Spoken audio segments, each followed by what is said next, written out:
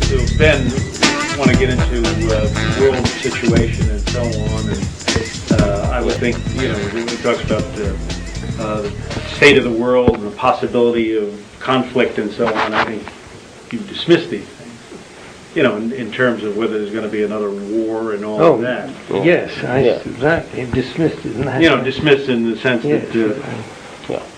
Okay. And if he asks you if you're running the world, I think you dismiss that as well. Sure, yeah. But I think we can dismiss that before we start. Okay. Well, all right. So let me start though.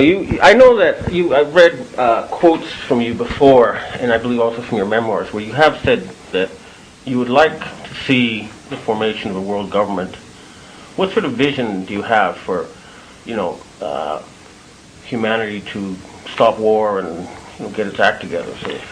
Well, I'm afraid I have to start with what you recall. I don't recall that I have said, and I don't think I really feel, that we need a world government.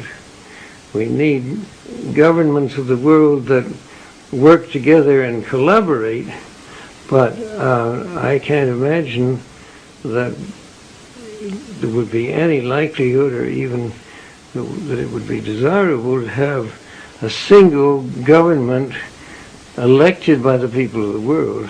So I think whatever you heard was misrepresented my feelings. Okay. So the first question is, he says, I don't want a government of the world elected by the people of the world. Okay, that's the key little sort of wiggle thing there. He likes a secret government of the world, is my guess, not one actually elected by the people of the world. Okay? This is the key to understanding this. And he's denying the quote that everybody's heard of him that comes from his own memoirs. So that's his official face. I don't want a world government, but only if it's elected by the people. There's a quote if you go to Wikipedia and Google under David Rockefeller saying that. Now, what I've told you is my opinion. Well, you're the man.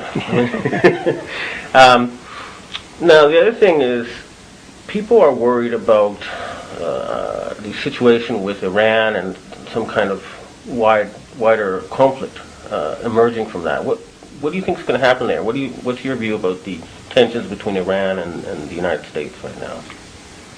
Well, I think the first thing is that Iran itself is a problem, but its relationship with its neighbors, probably from the point of view of the United States, is the thing that we would be most concerned about, because there are such different points of view in the area, and the possibilities of conflict between the nations within the area is certainly what is of concern to our country.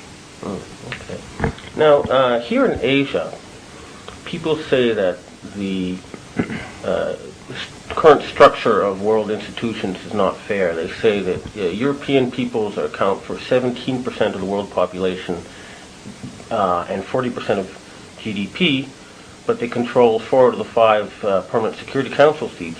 Asians are 65% of the world population and 40% of GDP, so they think some sort of better representation is needed. What is your view about this? I think it's an issue that understandably and legitimately is raised by the nations with a smaller percentage. When the United Nations was created back right after World War II, the world situation was a totally different one, and the influence of different powers was very different. Therefore, I think that it is understandable that those nations with large populations that feel they're underrepresented have a point, and that this should be addressed. I don't think it's something that, to me,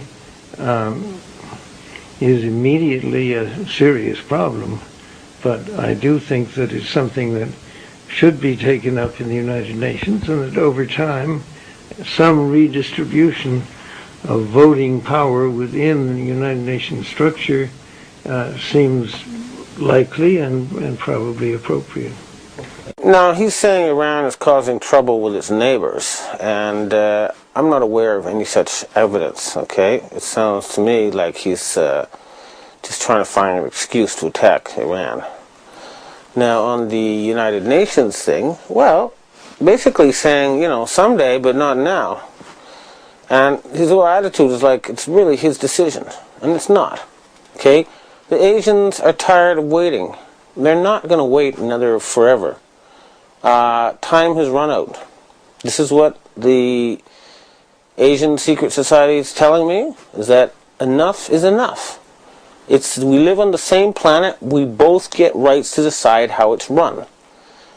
They're tired of European domination of the planet. They want to share stewardship of the planet Earth. And the Asians want peace. They're tired of Westerners causing wars. They want world peace. That's what they want. And they want a more fair world structure.